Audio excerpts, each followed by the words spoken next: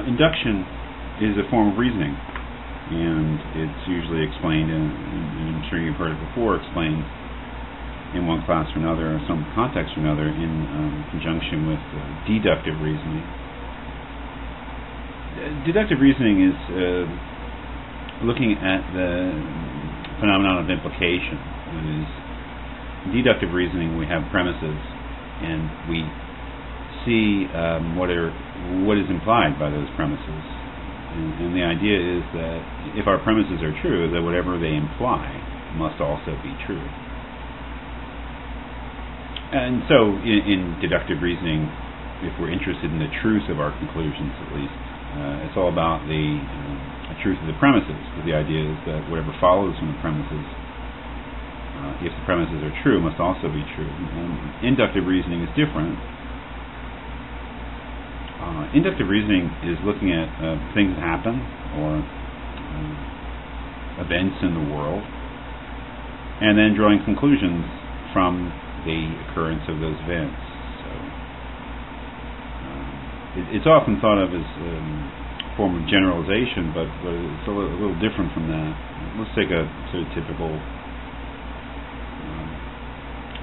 case of inductive reasoning and the kind of things that Russell's thinking about here. He mentions thunder and lightning. If I hear a thunderclap, and in the past I've only heard thunderclaps after there's been a lightning strike, then the occurrence of that thunderclap is an indication that lightning has struck. And if we go back to the principle of induction as he lays it out, the A and B there, we could replace A with the thunderclap and B with the lightning strike. And the idea is that in the past, the two things have always been associated, A and B. And what do I make of that? Well, he says it's very natural for us. He even calls it an instinct.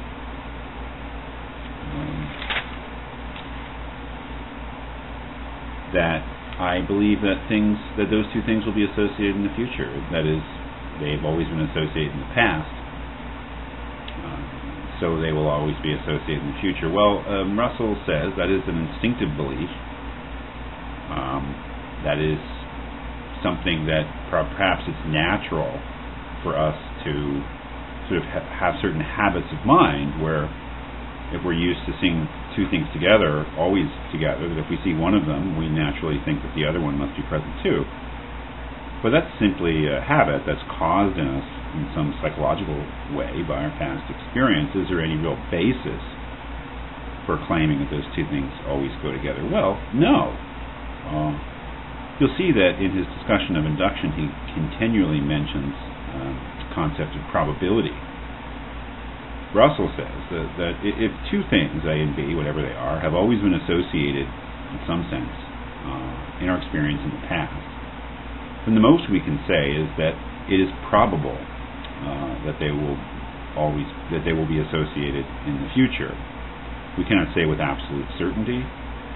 He uses a mathematical analogy in the asymptotic relationship.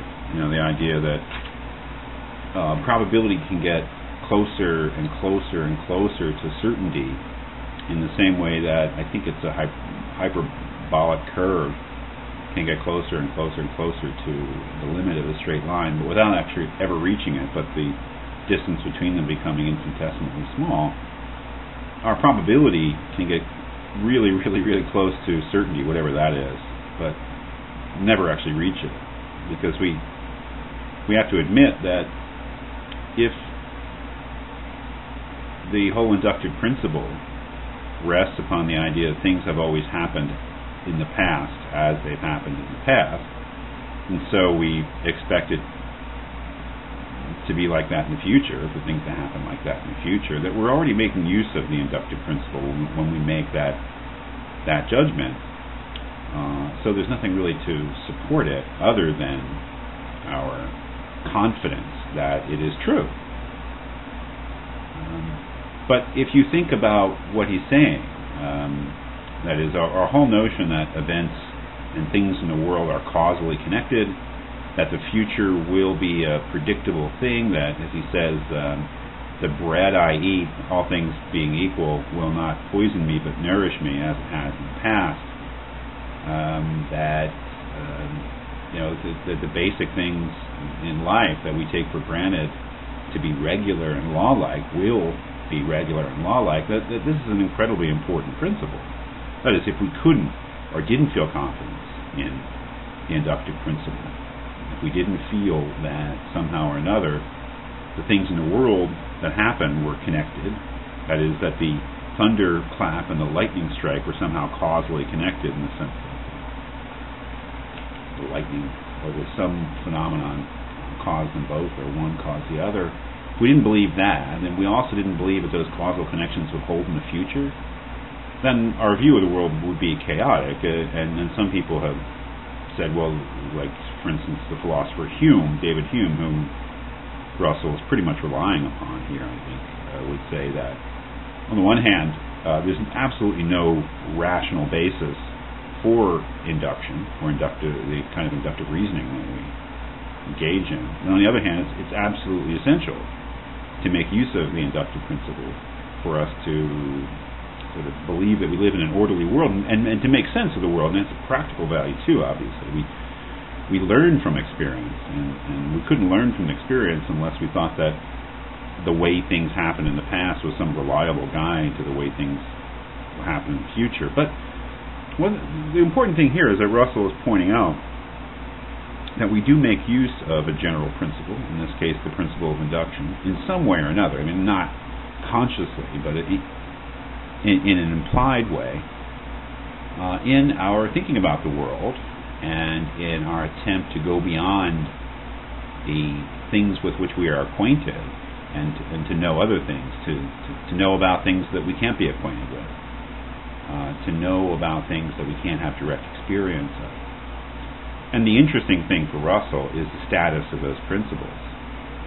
There are many other principles that he'll talk about in the following chapters, but he chooses to start with the principle of induction, pointing out that we use general principles to go beyond what we're immediately acquainted with. And the interesting thing is, well, where do we get those general principles? How do we know them? Can we be certain of them? What sort of things are they? How reliable are they? And the interesting thing about the principle of induction is that it can only supply us with a degree of probability, and it itself is only probably true. So the whole notion that the future will be like the past, or that the way things happened in the past is a reliable guide to the way things will happen in the future, that itself is not a thing we can be certain of.